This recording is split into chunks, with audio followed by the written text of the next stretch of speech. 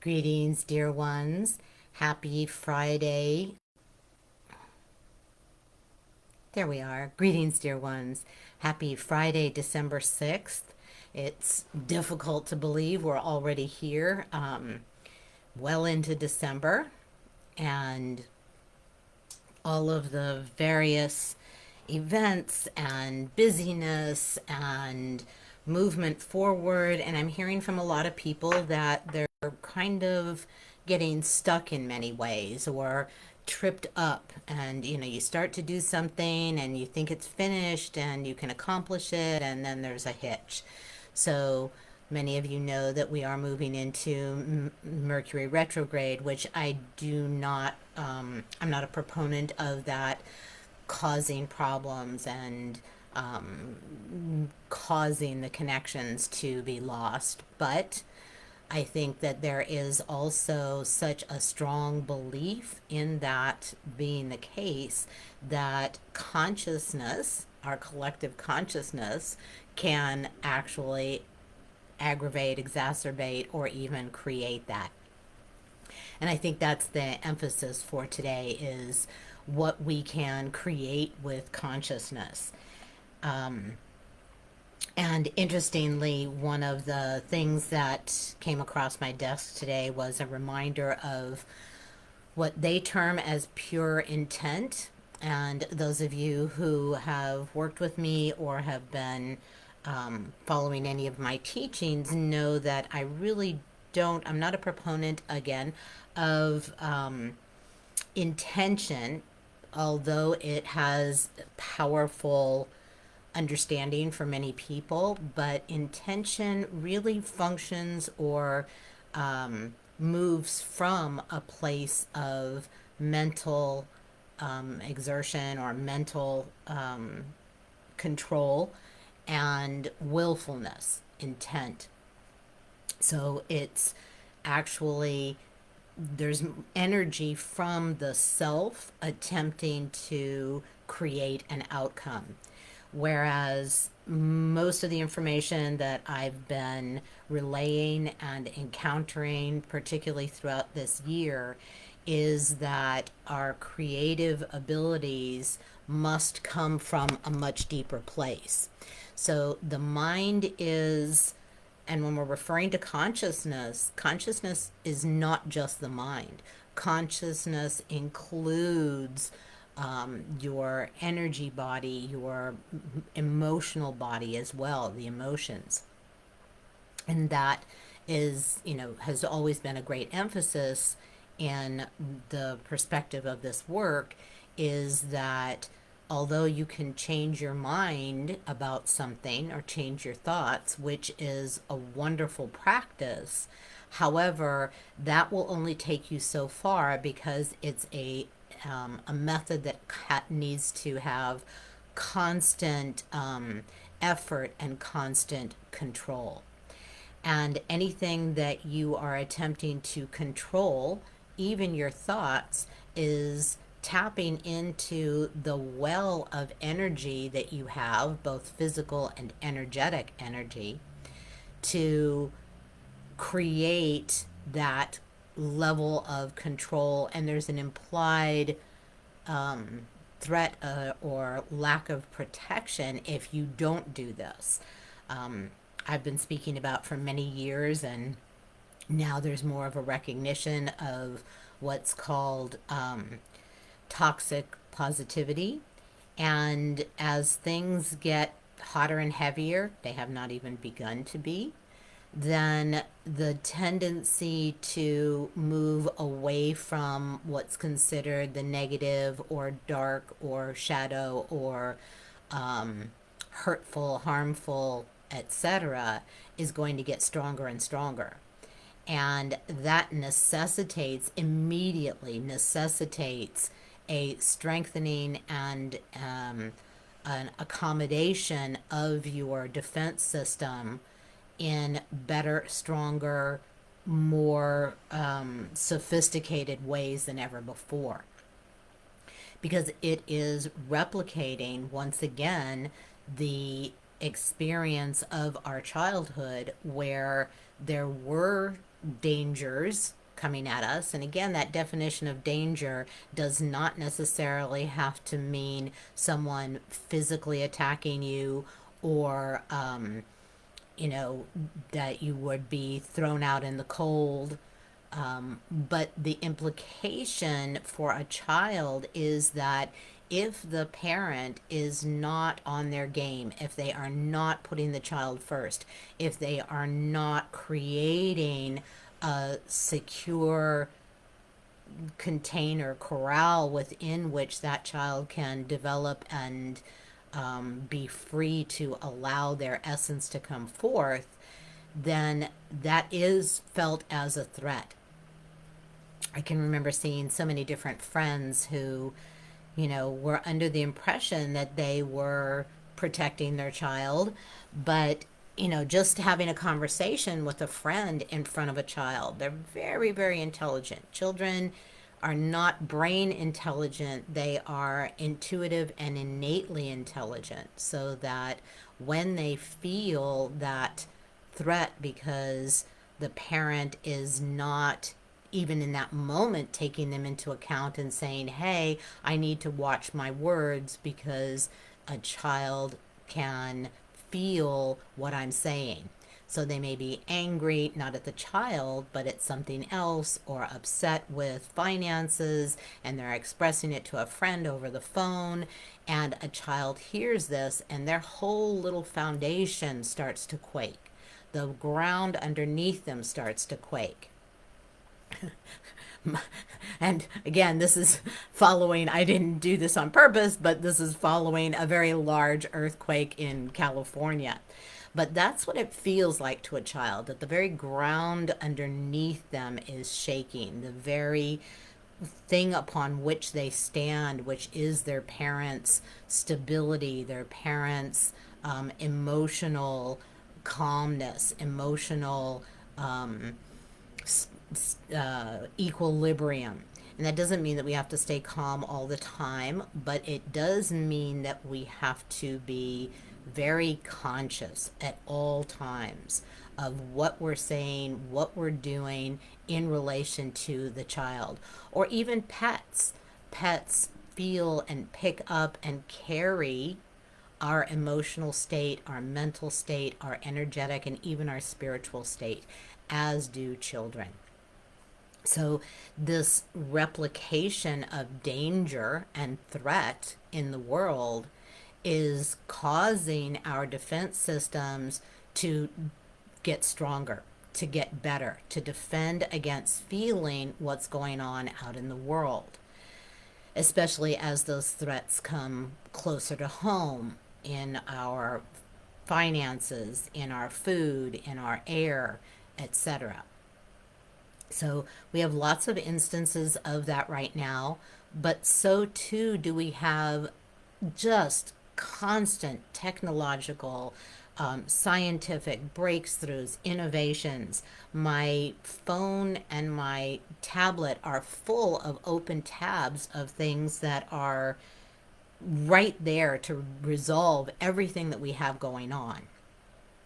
Now, it must be also understood that there is a very strong battle going on for this planet, for the resources of this planet, moreover, for the control, manipulation, and use of the human resources as well. And we can see that in many things.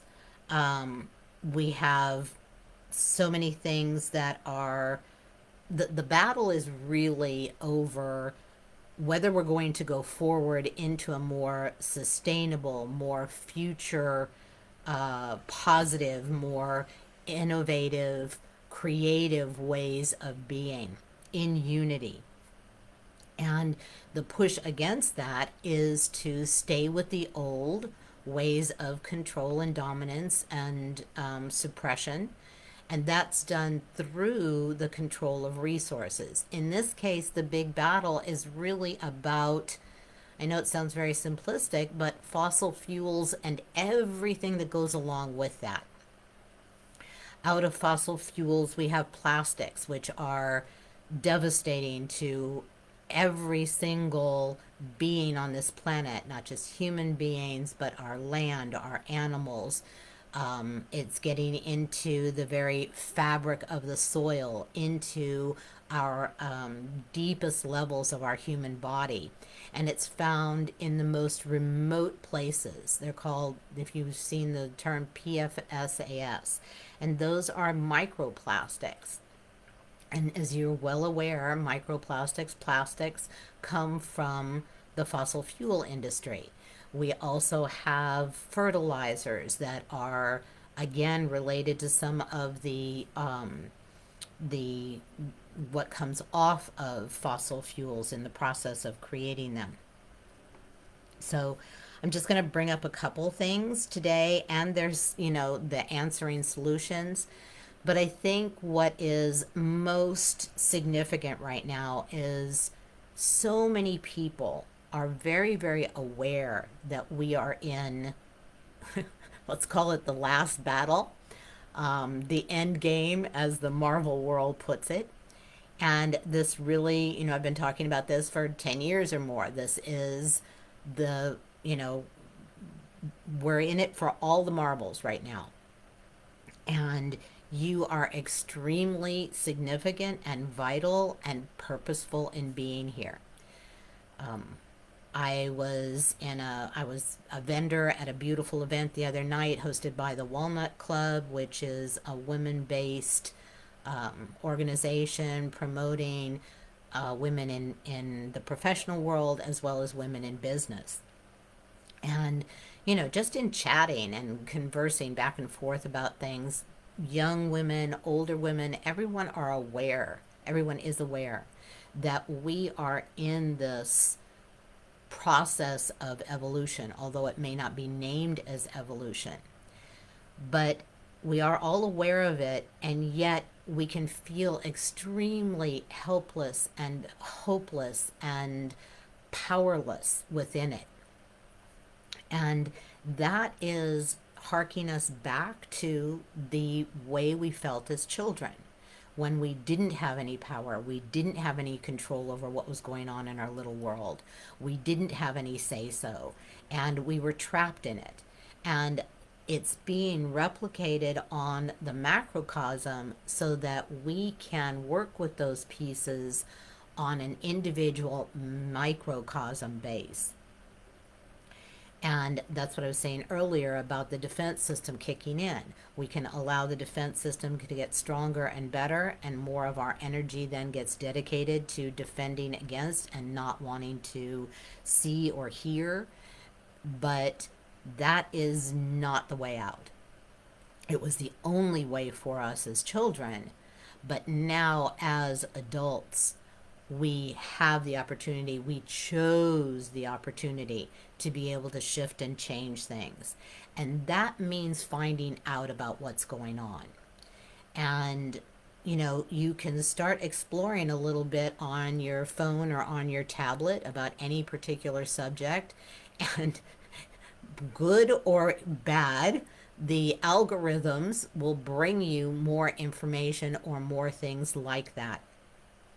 So, of course, on my feed, I have all kinds of climate information coming in, all kinds of physics information coming in from a wide range of sources. And you don't have to know a lot to be able to just kind of read the headline and maybe read the first paragraph and realize what the basis or what the core of that article is. Excuse me. So, some of the things that were coming across my desk this morning was that there has been great investment in what's called ESG investments, which are climate aware, ecologically forward thinking investments, where big funds like BlackRock and Vantage and many others have been making choices in investments towards a more sustainable future.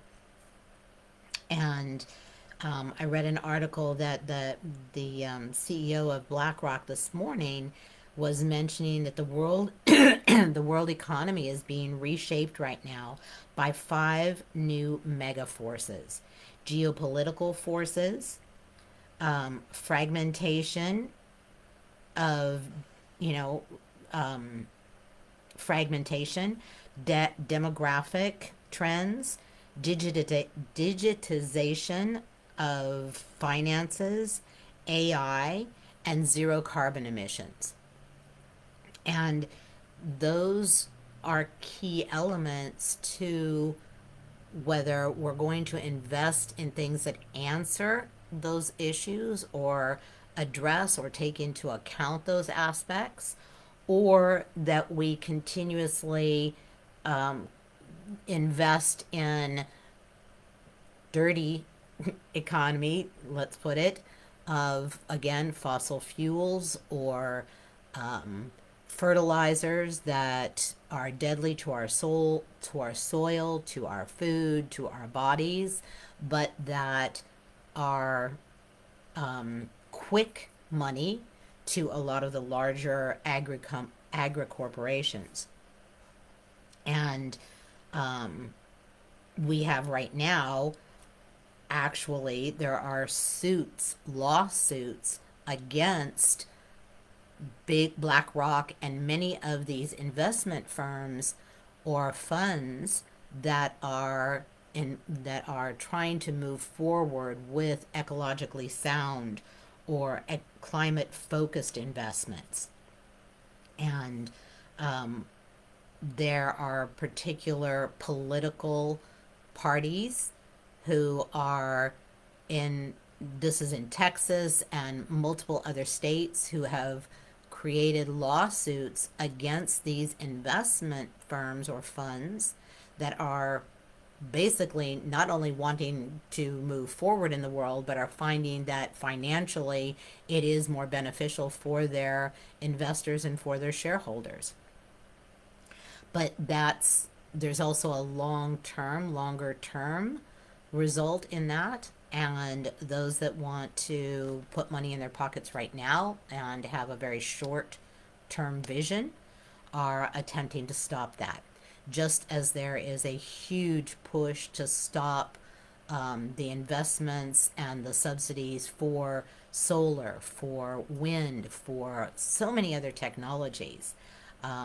I don't really watch the regular news, the news that comes on nightly and in the morning, but I did come across a little video of a piece that was on CBS News, and it's about a car that goes on solar power, and maybe it's not at its ideal technology right now, but they did say that, for example, it's a car that was developed in the Northern California area, and it is small, it is lightweight, so it's not going to, at the moment, this type of car is not going to be able to hold a family or a large, amount of people or packages, etc. in it. But with the solar power, with the solar panels that are on it right now, in such places as Southern California and other sunnier locations, it can go, I think it said 11,300 miles a year. And in places like San Francisco, where there are a lot of fog days, and in Seattle and Oregon, where there's a lot of rain days, so there's more clouds, it still could run 8,500 miles a year. And if you're just kind of commuting back and forth, certainly that is feasible for anyone. And it did have a place to charge it if you needed to, from electricity as well, or whatever means. But it cost about $35,000, so it's not hugely costly as well. So this is not the ideal, but it is a huge breakthrough. We are not limited by the couple few types of electric run vehicles that need batteries that are based in different types of minerals and metals that are sourced from the earth, which actually this week, China, in retaliation for the tariffs that are possibly or likely forthcoming, actually limited or discontinued, stopped its export of a mineral called, I believe it's antimony, and that is key in making electronics. So this is a fight back and forth of trade versus some ideas of trade that would be mutually beneficial. But when we start getting into these tariff fights and withholding of resources or of a particular type of metal, mineral, or etc., the amount of money that can be made by or through those practices. For example, antimony, and I may be mispronouncing it, went up 400% in a matter of hours because China decided to no longer export that. Now, anyone that had a little bit of a heads up about that or knew what was coming just made millions, if not more. So it is a game. It is, and the game is being played with our resources, with our lives, the people, with our food. We have, again, another science article that came across my desk was that there were a group of scientists that were measuring the streams and waterways near a large farming area in Minnesota and finding that the nitrous oxide in the water was extremely large. And before, the technology actually measured the amount of nitrous oxide in the soil in different ways. So this was again a cutting edge way of measurement, and it is only a beginning research result, but it allows for the inclusion of how soil is planted and runoff and climate change, whether there's a lot of snow, just all kinds of things taken into account that didn't necessarily before. So that if we employ more of these holistic methods of farming, then it can mitigate them. We can use filtration systems. We can plant different things in the off season to offset that. So again, science is our avenue of widening knowledge and of solutions. And science potential is as wide as our imaginations. But if those imaginations are limited by either constant financial or economic stress and what we eat. We're finding out, another report came out that the lead from gasoline increased 150 million cases of mental illness from those that were born from 1966 to 1986. Now again, that's a report after many years of doing research, but it's only now, lead is no longer used, of course, in gasoline, but it just shows how much we are affected. We know this. We know that more chemicals in our body affects our emotions, affects our brains. It's proven. So why would we want fertilizers that are detrimental to our health? Now, the only thing that keeps fertilizers that are detrimental to our health out of our environment, out of farming, is governmental oversight by the FDA, by the Agriculture Department.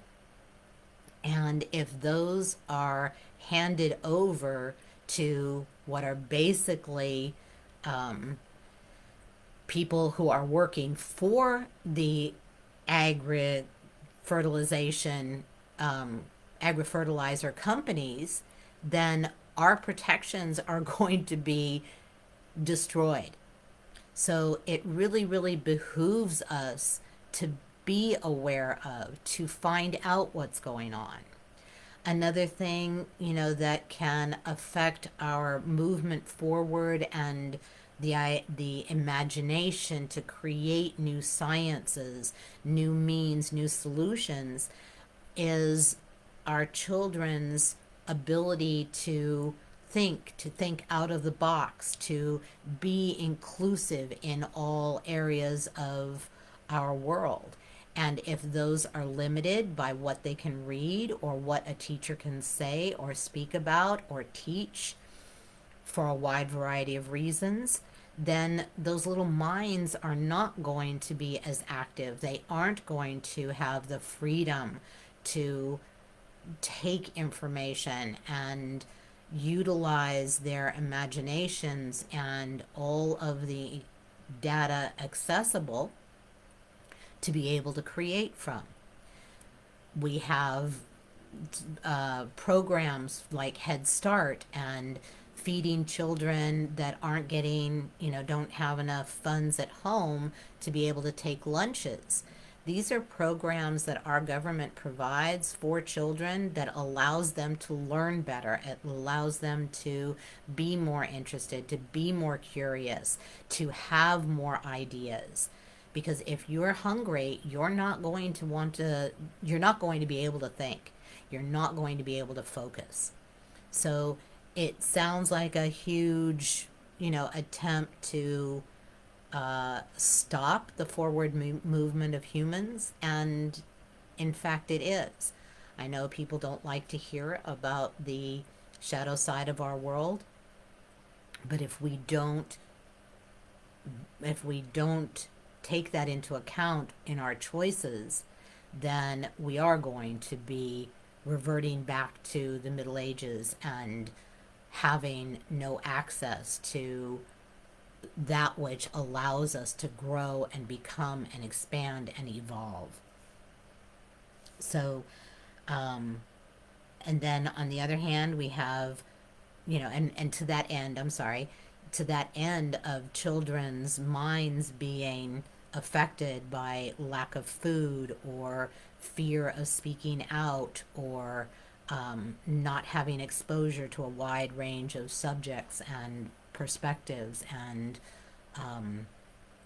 resources.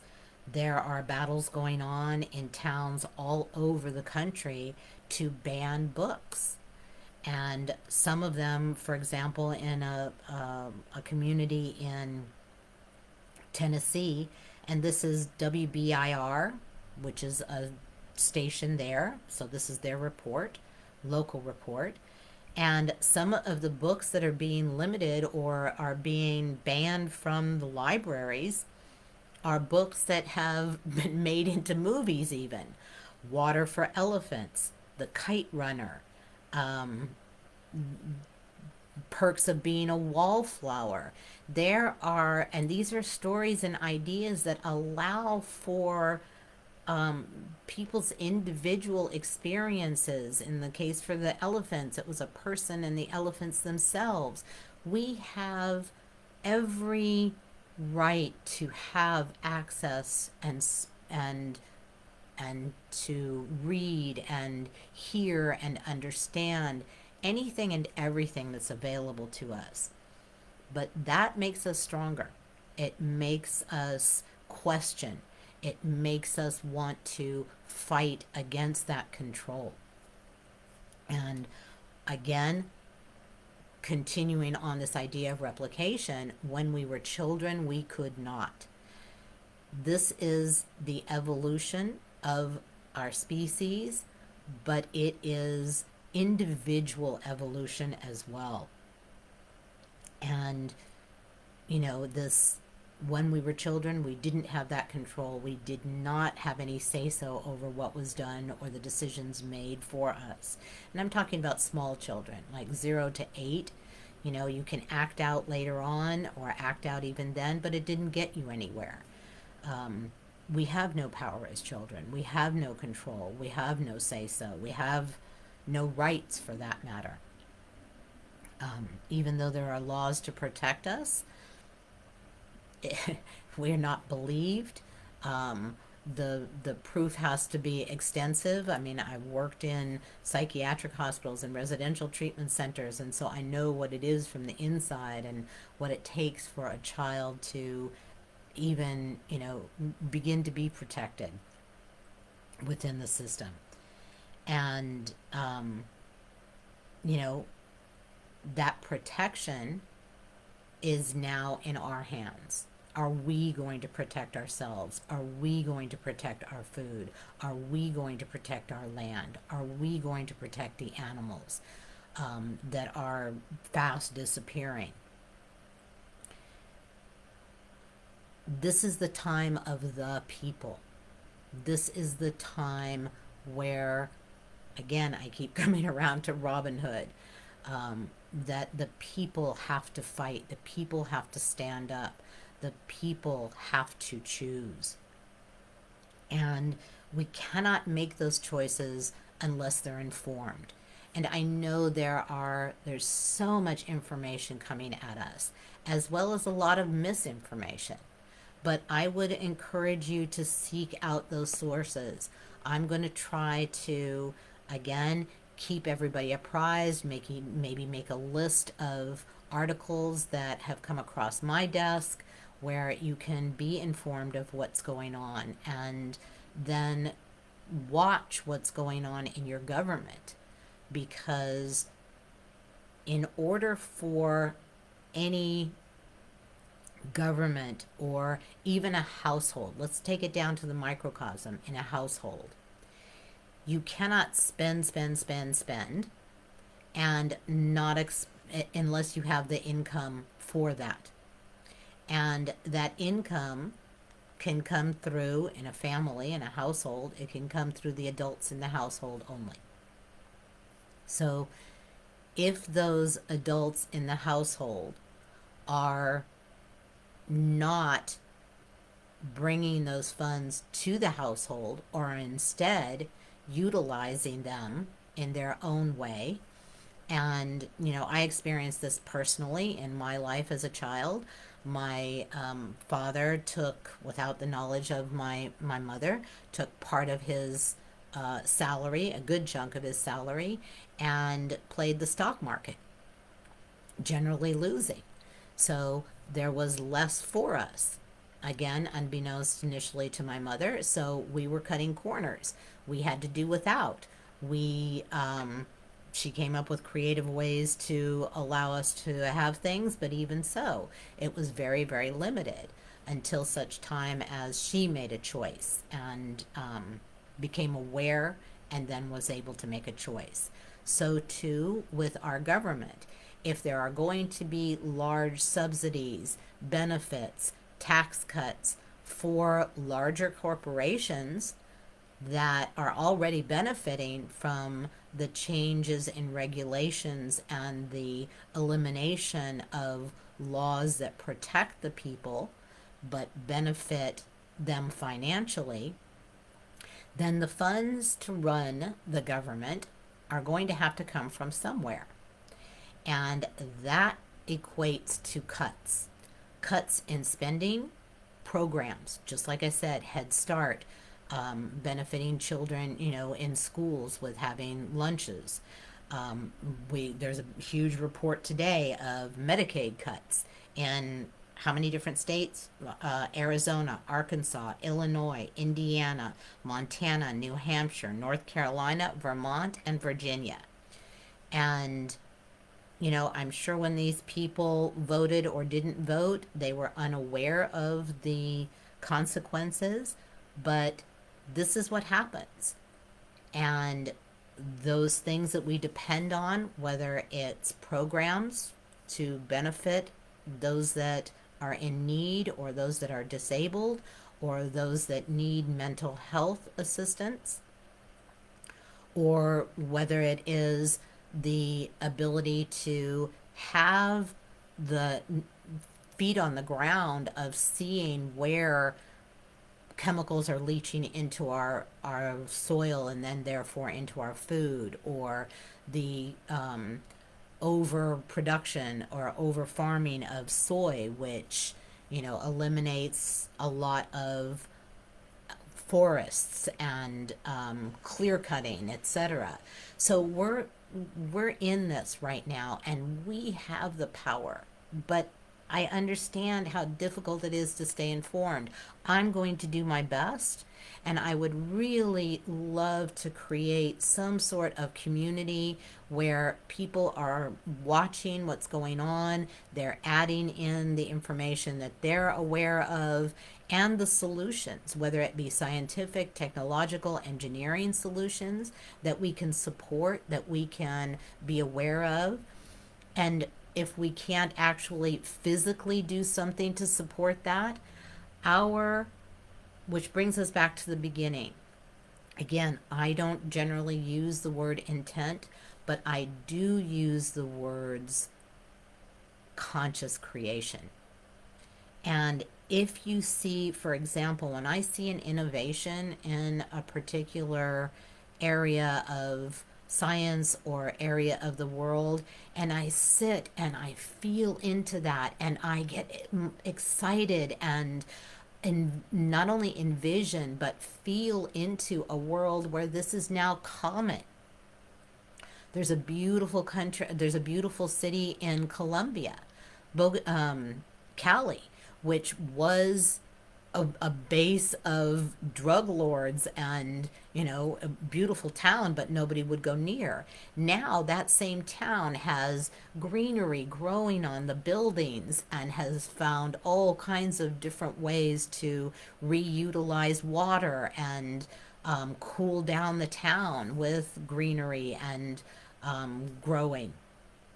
There's another cutting edge system I came across today, which is called light based photocatalytic systems. And it can be, from buildings. One of the best applications can be in buildings. When they use hot water, the energy that comes off of that hot water is then exchanged into energy for the building, electrical energy for the building. It's called geothermal energy. And again, very, very exciting. But this is how a large building, instead of wasting energy, instead of drawing energy, can actually recycle it. It's all here. It is so exciting. And even though you can't at this moment maybe request for your company to get involved in that, what you can do is sit in that knowledge.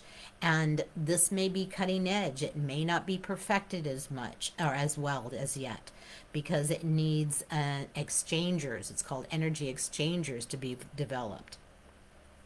But you can sit in the excitement and you can sit in the knowing that no matter how hard, how much the push and the battle to push us backwards, to make us afraid, to get us to feel hopeless and helpless and having no control, is on its way out. It cannot happen.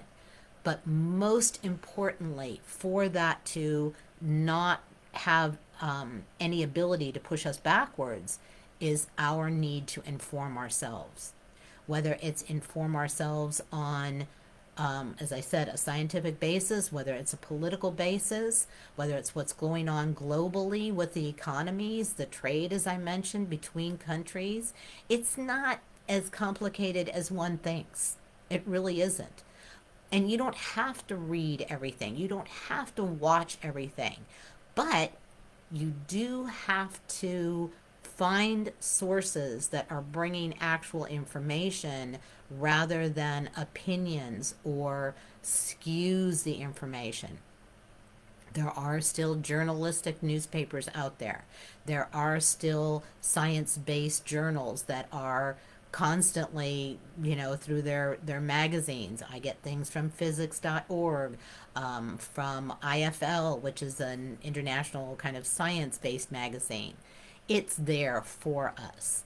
And knowledge is power. Right now, that is our power as humans, because that's why the push for misinformation, the control of how much information gets to us, whether it's the control of the internet or whether it's the control of books banned, as I said, for children and those growing up and having their ideas and their imaginations sparked and catalyzed.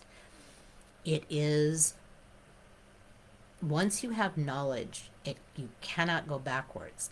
I've worked for decades with clients, and once when we're working and they see, not because I tell them, but because their own systems, they learn how to receive information and discern what's coming in, not from the brain, because that's where the defense system lives, but instead to discern through the deeper levels of their information systems, whether it's from your physical body, whether it's from your energy body, whether it's from your emotional body, or whether it's from your spiritual body, or direct information from your soul through your innate, which is in you as well. So we receive disinformation from our brains because it is filtered through the defense system. And the defense system is a beautiful system created when we were children to protect us from the information that was coming in our environment and from what we were experiencing through our families of origin.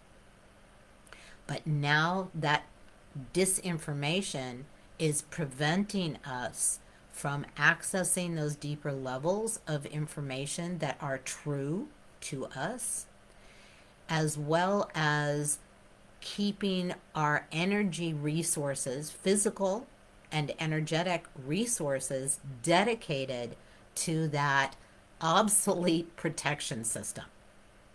So I'm going to do my best to keep posting just, headlines with their sources, headlines of articles, sorry, with their sources that you can pursue. I would love to see you, commenting, bringing more information forward that you've gleaned. I did create a Facebook page many years ago, 2016, I think, and it is called We the People, I Have a Dream. And I would love to have that back and forth information of solutions, problems, all different resources, whether they're resources of what is detrimental to us or resources of cutting edge innovations or access to mobilize, because we are going to have to do that. This is the people versus those in power, which at this point in time is multi-billionaires and corporations. In the old days, it was kings, emperors, popes, conquerors, and all of their minions and nobles and what have you. So this is the first time in all of history that with knowledge, with our mobilization and unifying, that we can actually completely evolve that old structure that is obsolete. It's literally obsolete. But we're in the process. You are here because you purposefully came here to be one of those change makers, to be one of those innovators, and to be one of those warriors. This is no longer the fight of, battling, although it may look like that around the world with wars still going on. This is a new form of battling. And it is over information, and it is over our freedom to access that information, utilize that information, make choices, and fight for those choices, be it boycotting, be it sit ins, be it marching, be it, again, just letting people know. Awareness is 90% of the battle.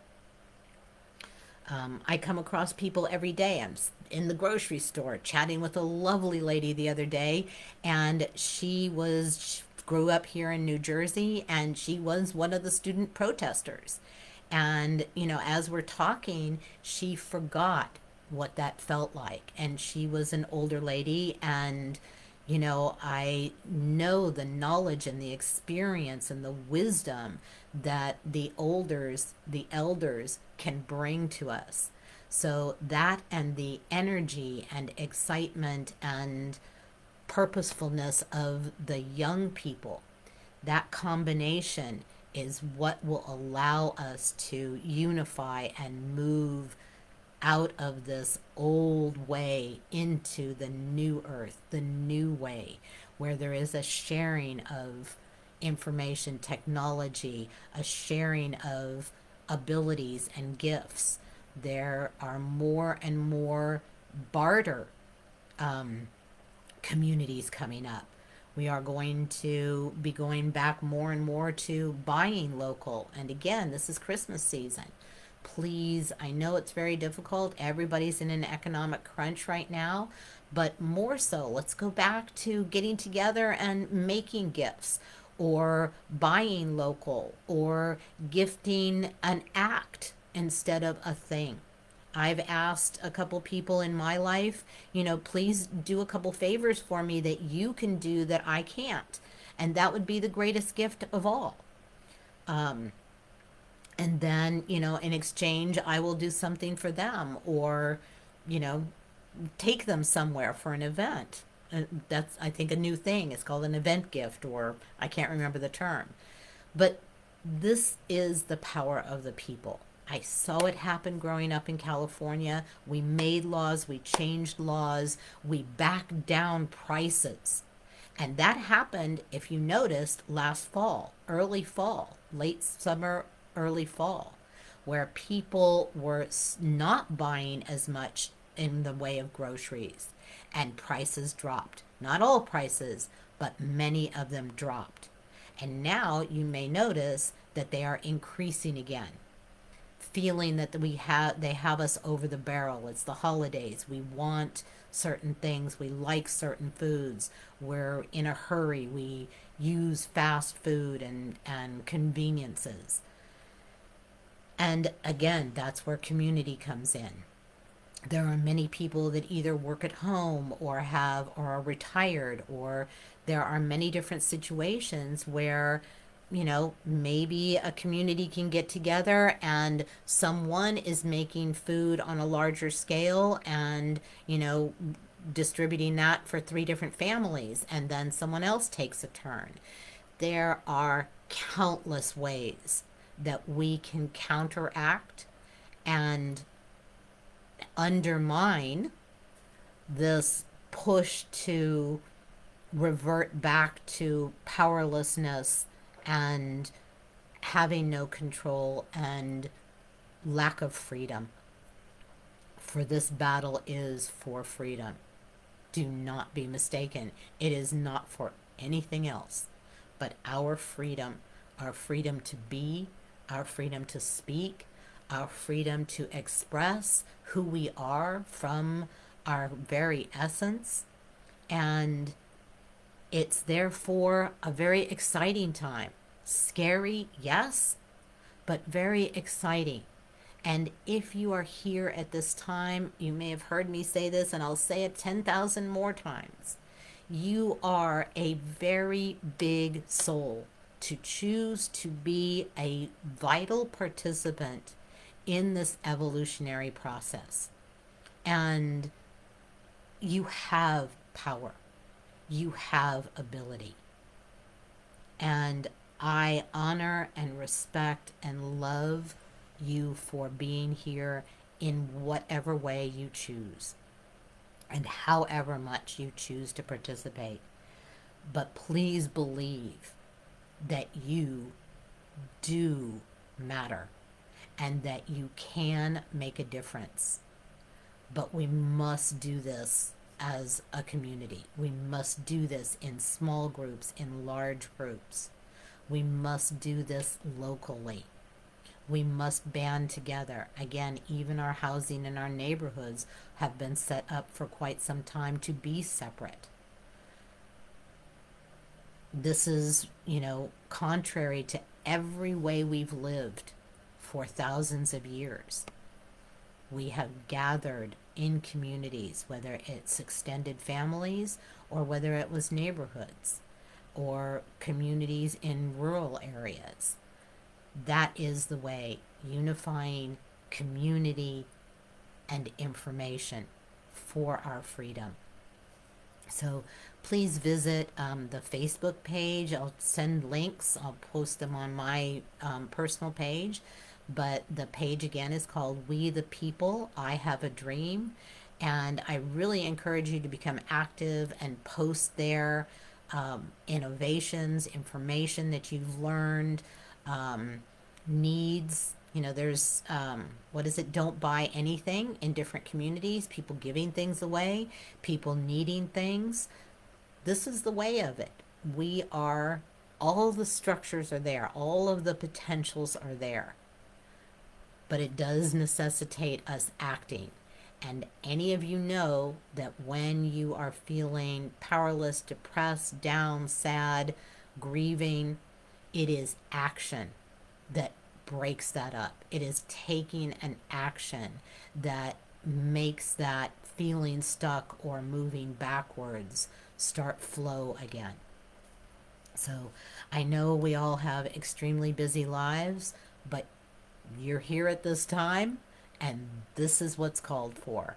And I am so excited for all of us because we have made the choice to actually evolve and evolve right down to the DNA, right down to human nature. And you are a player in that.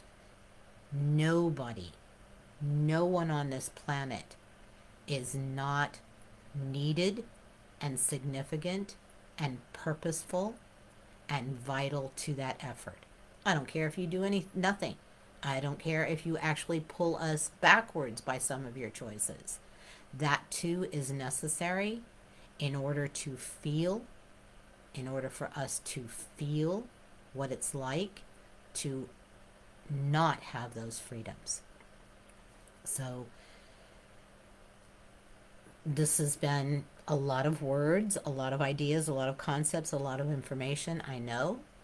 And normally we do drop in.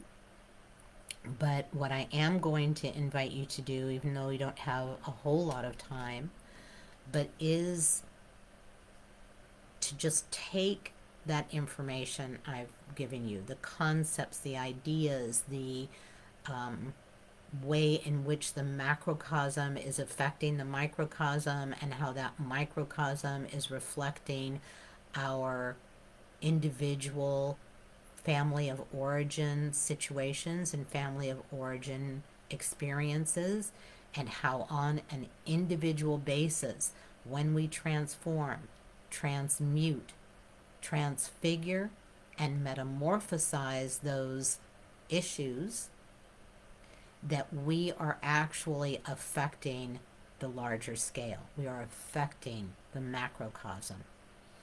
And even if you can't take action, if you are homebound or retired or not involved in any way, you have the power within you by hearing about something and creating in your psycho-emotional body a feeling of that, of the ideal solution for that problem.